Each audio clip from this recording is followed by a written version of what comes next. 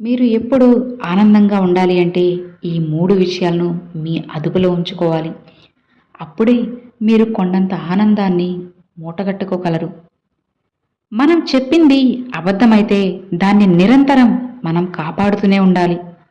కానీ అదే మనం చెప్పింది నిజమైతే అది నిరంతరం మనల్ని కాపాడుతూ ఉంటుంది. ఇదే నిజానికి, అబద్ధానికి ఉన్న తేడా. గుర్తుంచుకోండి. మంచోడికి ధైర్యం ఉండదు. చెడ్డోడికి అస్సలు భయమే ఉండదు. ఇతరులను మనం నిందించడం తేలిక, అదే నిందను మనం భరించడం కష్టం. నీతులు వల్లించడం తేలిక, ఆచరించడం చాలా కష్టం. అబద్ధం చెప్పడం తేలిక, కానీ నిజాన్ని దాచడం మాత్రం చాలా కష్టం. నిజమే కదా? గౌరవం, ప్రేమ, స్నేహం ఈ మూడింటిని మనం భిక్షగా అడుక్కునేవి కాదు. మనం నచ్చి, మనల్ని మెచ్చి వాటంతట అవే మన దరికి రావాలి. అప్పుడే మనకి వాటికి విలువ ఉంటుంది. అలా కాకుండా అడుక్కొని నువ్వు నాతో స్నేహం చేయగలవా, నువ్వు నాకు గౌరవాన్ని ఇస్తావా, నువ్వు నాకు ప్రేమను అందించగలవా అంటే వాటికి అస్సలు విలువ ఉండదు. గుర్తుంచుకోండి. మనం మన పిల్లలకి సంపాదించి ఇచ్చే సంపద కంటే మనం వారితో గడిపిన సమయమే వారికి ఎంతో అమూల్యమైనది, విలువైనది.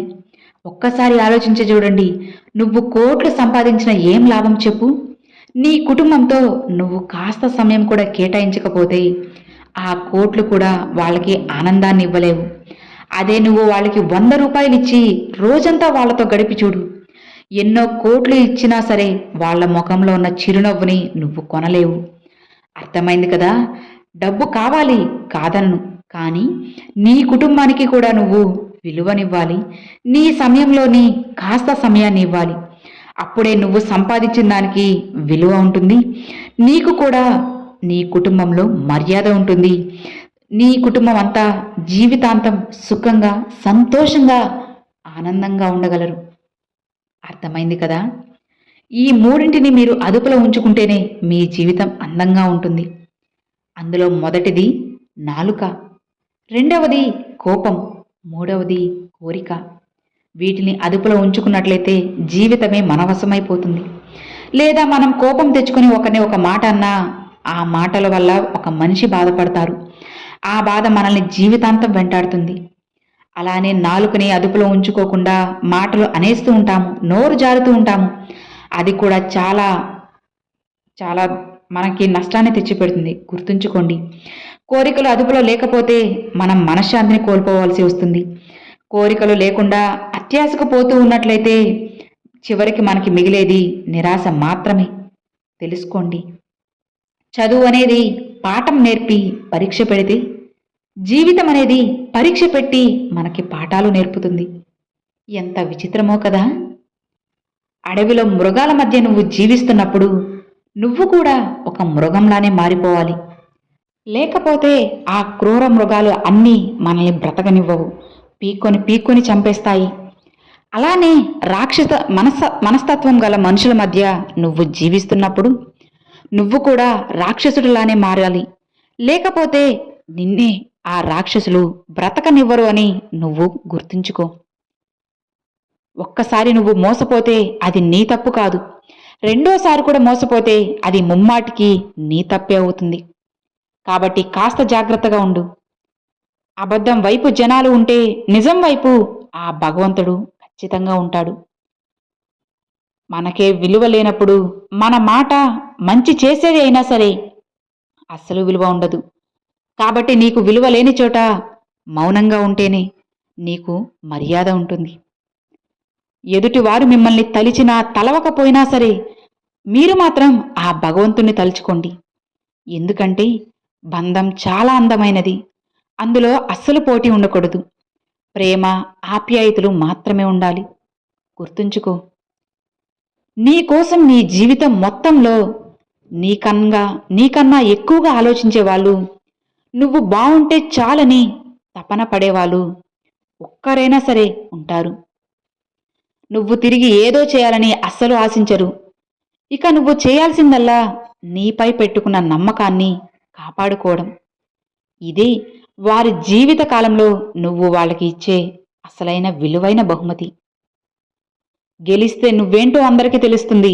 అదే ఓడిపోతే నీ వాళ్ళెవరో నీకు అర్థమవుతుంది. నిజమే కదా. నువ్వు గెలుపు సాధిస్తే అందరూ నీ వాళ్ళేని నీ దగ్గరకు వస్తారు. నువ్వు ఓడినప్పుడే కదా వాళ్ళలో ఎవరు నీ వాళ్ళో, నీ వాళ్ళలో పరాయి వాళ్ళు ఎవరో నీకు అర్థమయ్యేది. పలకరింపు చిన్నదైనా సరే మనస్ఫూర్తిగా పలకరిస్తే చాలు, ఎదుటివారి మనసు సంతోషంతో పులకరించిపోతుంది. సంతోషంగా ఉండగలరు. ఒక్క నిజం నిన్ను కొద్ది కాలం బాధించవచ్చు, కానీ అబద్ధం అనేది జీవితాంతం నిన్ను వేధిస్తుంది, వెంటాడుతుంది. ప్రతిసారి పడుతున్నామని ఈసారి నిలబడడం మానేస్తామా చెప్పు? జీవితం కూడా అంతే. ఎన్నిసార్లు పడినా మళ్ళీ తిరిగి ప్రతిసారి లేవాలి, లేచి నడవాలి. అప్పుడే విజయాన్ని సాధించగలరు. జీవితంలో ఎప్పుడూ కూడా నటించొద్దు. నువ్వు నీలానే ఎలా ఉన్నావో అలానే ఉండు. ఎవ్వరిని మెప్పించడానికి ప్రయత్నం చేయకు. ఒక్కోసారి జీవితంలో నటించడం అలవాటైతే నువ్వు ఇక జీవితాంతం నటించాల్సి వస్తుంది. గుర్తుంచుకో. చెయ్యి జారిన బంధం, నోరు జారిన మాట ఎప్పటికీ తిరిగి రావు. అందుకే బంధాన్ని, అనుబంధాలను కోల్పోయే ముందు, ఎదుటి వారిని ఒక మాట అనే ముందు బాగా ఆలోచించడమే ఉత్తమం. అర్థమైంది కదా. జాగ్రత్త. ఎన్నో నీతులు చెప్పేవాళ్ళు, రాసేవాళ్ళు నిజ జీవితంలో ఆదర్శాలు పాటిస్తారని నువ్వు అస్సలు మోసపోకు. రాతలు వేరు, మనుషులు వేరు అని తెలుసుకొని నువ్వు మసులుకోవాలి. బంధం అనేది ఎలా ఉండాలో తెలుసా?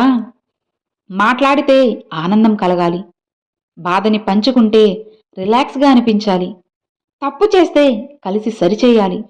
ఇదే బంధం అంటే. ఆ బంధం నీకు తోడుగా ఉంటే మాత్రం ఎట్టి పరిస్థితుల్లో అస్సలు వదులుకోవద్దు. జీవితాన్ని చాలా అందంగా ఊహించుకుంటాం, కానీ ఎవ్వరికీ చెప్పుకోలేని బాధతో, ఎవ్వరికీ కనబడని కన్నీళ్లతో ఉంటుందని అసలు ఎవ్వరూ కూడా ఊహించలేరు. ఇదే జీవితం అంటే. ఎవరు ఎదుటి వారి నాశనాన్ని కోరుకుంటారో వారికి కూడా తప్పకుండా అలాంటి నాశనమే జరుగుతుంది.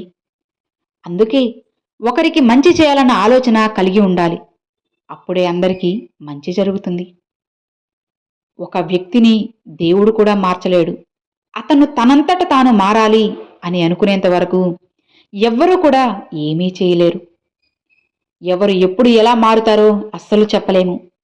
ఎందుకంటే సమయం కంటే వేగంగా మనుషులు మారే, మనసులు మారే మధ్య మనం జీవిస్తున్నాం. అందుకే ఎవరితో ఎంతవరకు ఉండాలో, ఎంతలో ఉండాలో అంతవరకే ఉండండి. అందరూ నీ వాళ్లే అనుకోవడం నువ్వు చేసే అతి పెద్ద తప్పు. గుర్తుంచుకో.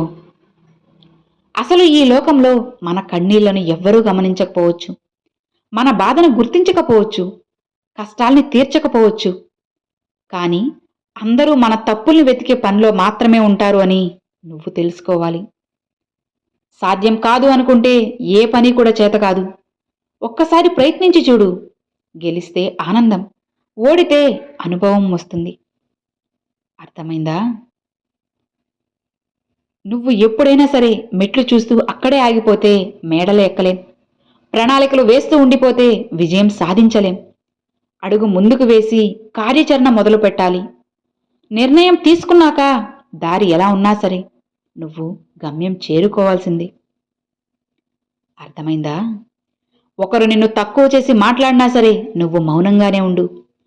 ఎందుకంటే మాటలకి నీ విలువను పెంచే శక్తి లేదు.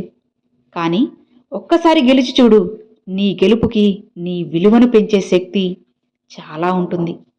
అర్థమైందా? Thanks for watching friends.